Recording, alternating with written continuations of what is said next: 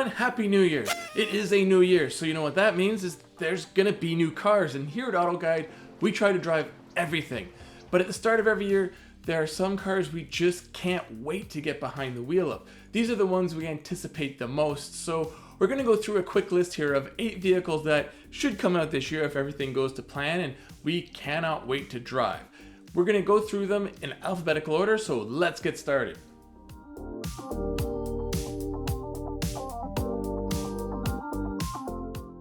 Alright, so kicking things off, we have the BMW Noya Class A. Now, I know this was already supposed to be out. It was supposed to actually come out last year, and we swear it is coming, and BMW is pretty certain it'll be this year, along with the Noya Class A X, which is the SUV to go along with the Noya Class A sedan.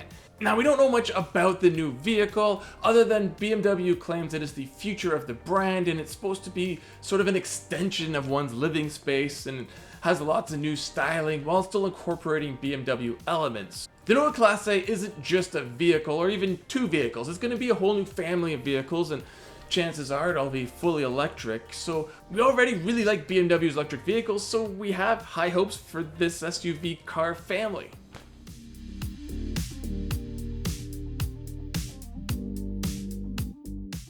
Now next up is a pretty easy one, and that's the Chevrolet Corvette ZR1.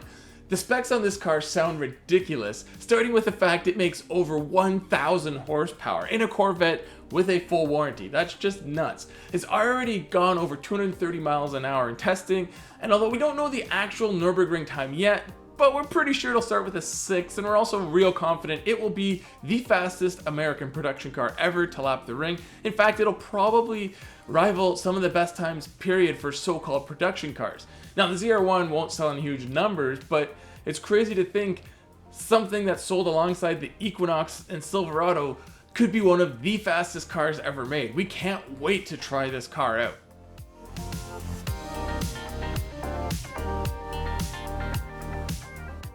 So sticking with America, we have the Dodge Charger 6-pack. Now I got to drive the Daytona, the Scat Pack, and the RT, which are the all-electric versions. But we're really looking forward to the 6-pack, which signifies the gasoline-powered versions. Now the 6-pack refers to a turbocharged inline-6, which will be in these vehicles.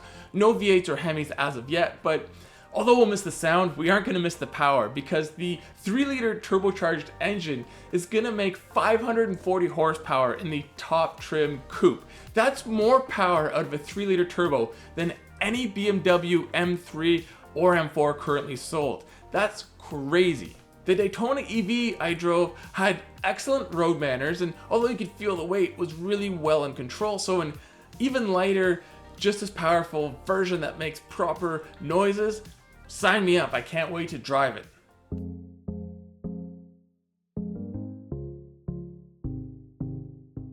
Next is the return of an icon. Well, at least an icon for people of my generation who remember the last Honda Prelude and how awesome it was. It was the best handling front-wheel drive car, and it could actually rival a lot of rear-wheel drive sports cars in its day. So Honda is bringing it back, and it won't quite be the same as the car we remember from the 90s. This is gonna be a hybrid, and there'll be no manual transmission, but Honda said there will be simulated shifts that should add some engagement and enjoyment. But probably the bigger and better news is it should also have some parts taken from the Honda Civic Type R when it comes to the chassis and suspension. So once again, it should be an excellent handling vehicle, and maybe the best handling front-wheel drive Prelude, and maybe if we dream, the Civic Si or even Type R drivetrain will find its way in there one day. Probably not, but for now, we can't wait to test it out.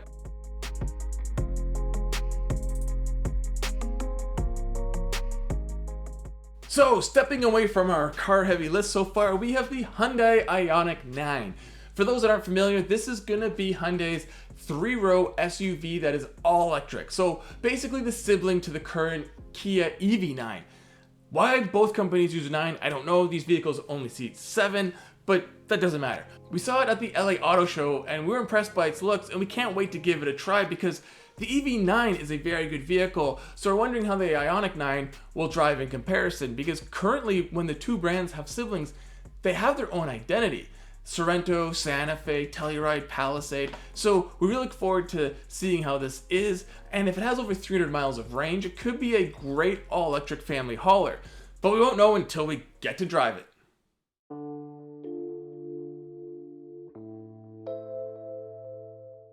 Now we're going to step over to Polestar. The all-electric brand has some ambitious plans for 2025, and that includes the launch of the Polestar 5.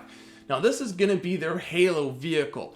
It's targeting the likes of the Porsche Taycan and the Lucid Air, and that's some pretty serious machinery to be using as your benchmark. Kyle got to do a pre-production ride-along this year and he was impressed, so we can't wait to get our hands on the finished example and test it out for ourselves, because having driven plenty of Airs and Taycans, they're some of our favorite vehicles, never mind EVs, so we have high hopes for the Polestar 5.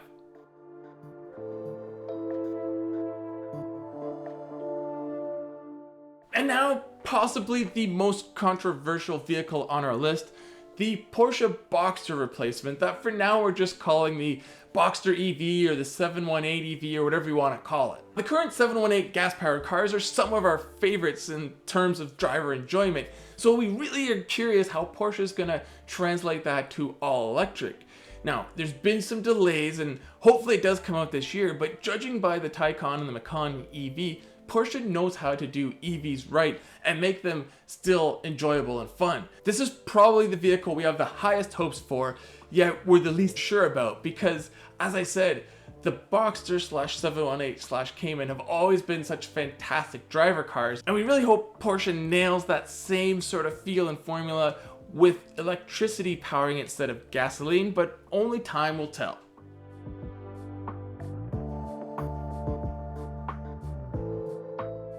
So moving on to another all-electric company, we have Rivian, and currently they just have the R1, they have the S SUV, and the T for the truck, and both are sizable vehicles, but they're not the largest things on the road. But being sort of more high-end vehicles, they're also kind of pricey. So this year, Rivian is going to bring out the R2. Now this will be a smaller all-electric SUV, about the size of a Toyota RAV4, Honda CR-V. And rumor has it pricing could start in the 40s. And Rivian has also mentioned it should be available with a single, dual, or triple motor powertrain. So there'll be a vast spectrum of how you equip the vehicle and obviously its pricing. And we also expect different variants to come, including maybe an off-roader, and like their other vehicles, there'll probably be a ton of accessories. We're really curious to see if Rivian can take the well put together overall EV and shrink it down to a smaller, more affordable size. So, of course, once one of these vehicles is available, we need to test it out.